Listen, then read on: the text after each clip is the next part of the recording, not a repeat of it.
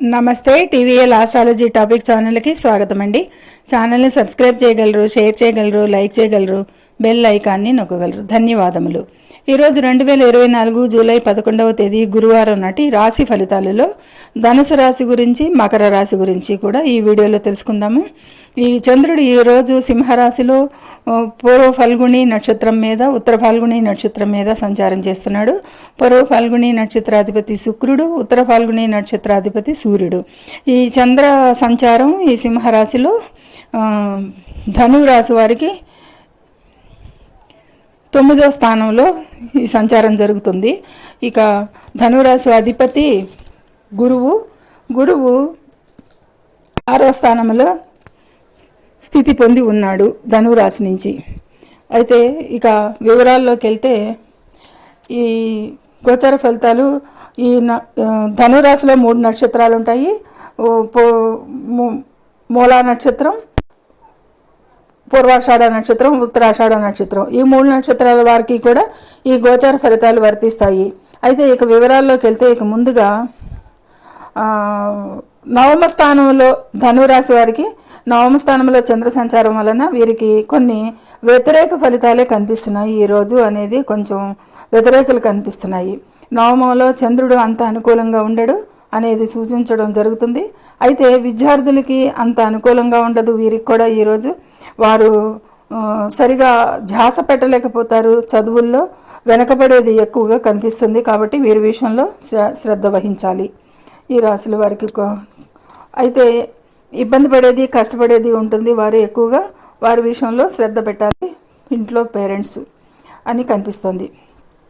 ఇక online games ఆడటం కానీ, ప్లే గ్రౌండ్లో ఆడుతున్నప్పుడు కానీ, అది కానీ విద్యార్థుల విషయంలో శ్రద్ధ సరిగా ఎక్కువగా కనపడుతుంది. వీళ్ళు ఆన్లైన్ గేమ్స్ మీద మోజు పడటాలు ఇవన్నీ కూడా. ఇక వ్యాపార విషయానికి వస్తే కనుక వ్యాపార విషయాలలో నష్టాలు ఉంటాయి వ్యాపారానికి కనిపిస్తుంది. వ్యాపార అభివృద్ధి కూడా నష్టాలు ఉంటాయి అని కనిపిస్తుంది. ఈ రోజున వీరు పెట్టే ఇన్వెస్ట్మెంట్స్ కానీ, అభివృద్ధికి చేసే ఖర్చుల విషయాల్లో కానీ ఈ ముందుకు రాకుండా, ముందంజ వేయకుండా ఉండటం, ఈరోజు వాయిదా వేసుకోవటం ఎంతైనా శ్రేయస్కరం అని కనిపిస్తుంది. ఇక అపార్థాలు, కలహాలు కనిపిస్తున్నాయి.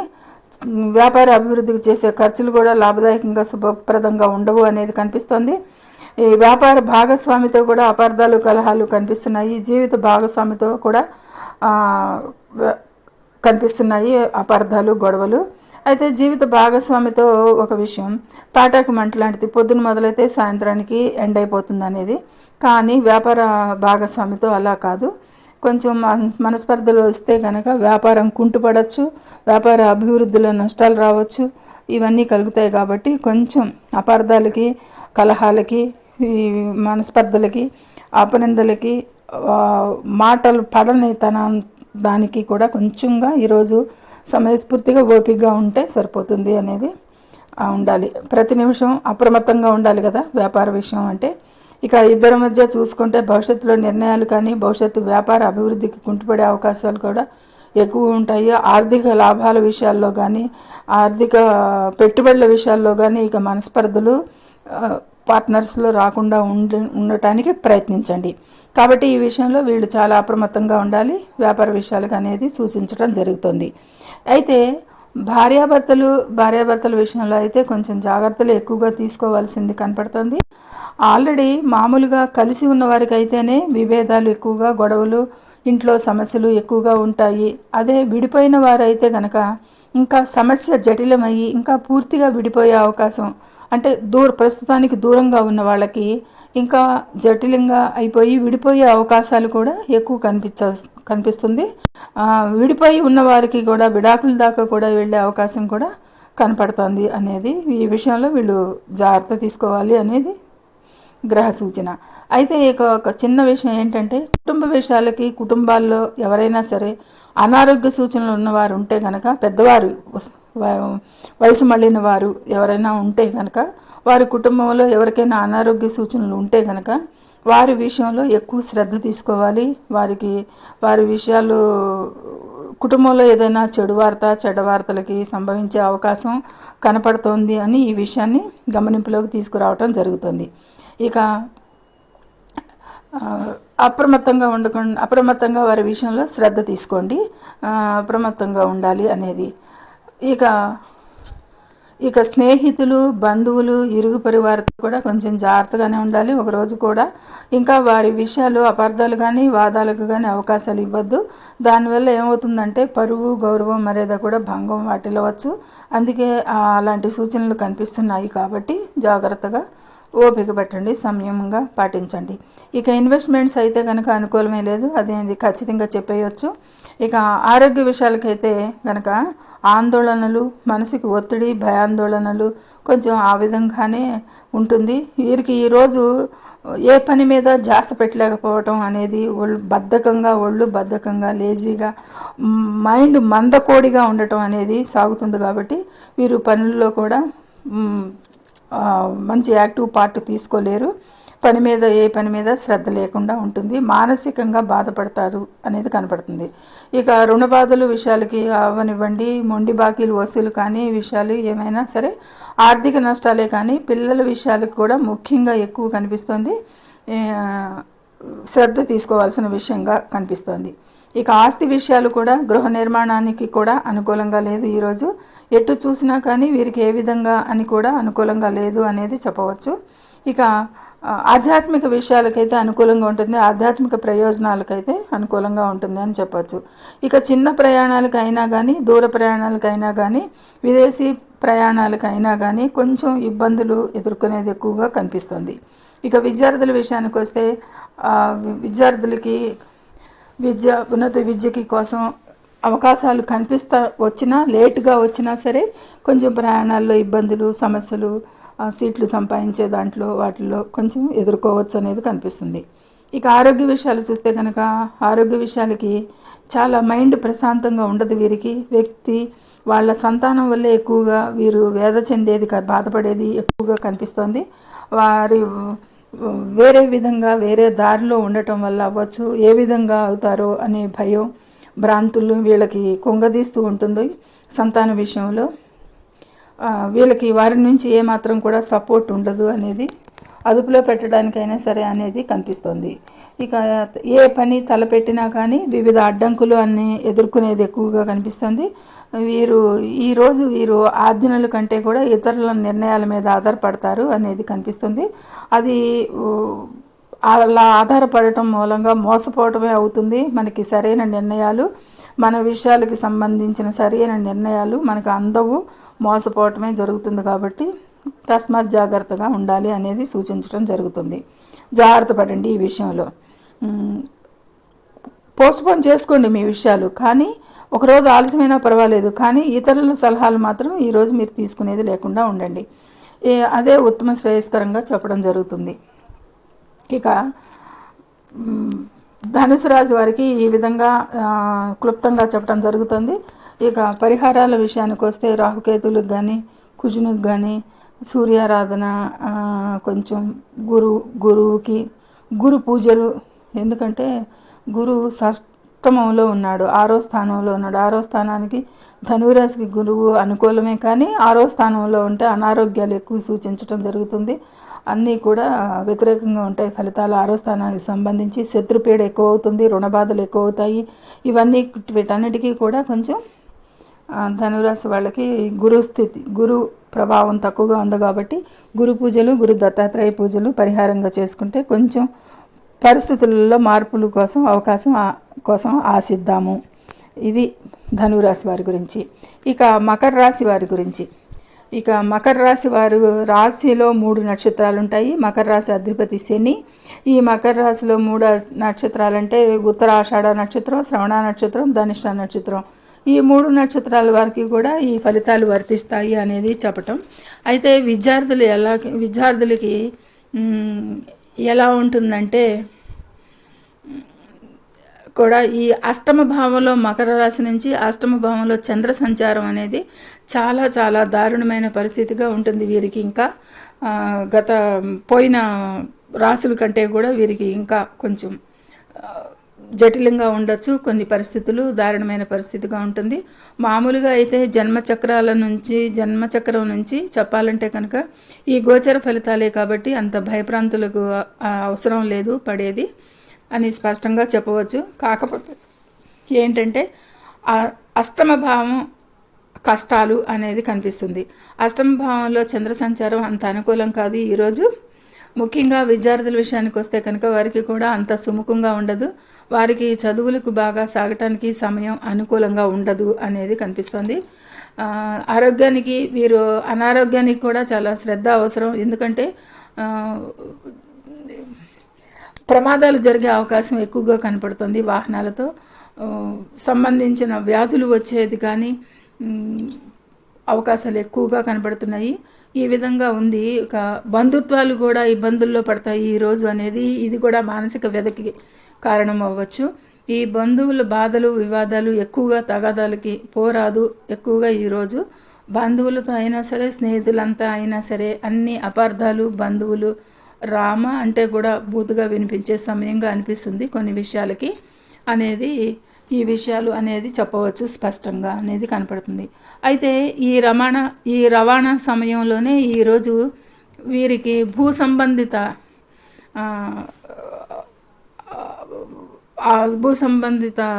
సంబంధించిన కుజుడు 4లో మేషరాశిలో కుజన్ స్థితికి ఏమవుతుందంటే భూమి మరియు ఆర్థిక సంబంధించిన విషయాలకి సమస్యలుంటే కూడా వాటిని కూడా పరిష్కరించుకోవాలి అనేది కనిపిస్తుంది. ఈ విషయాల్లో సమస్యలు ఎదురవుతాయి అనేది కనపడుతుంది.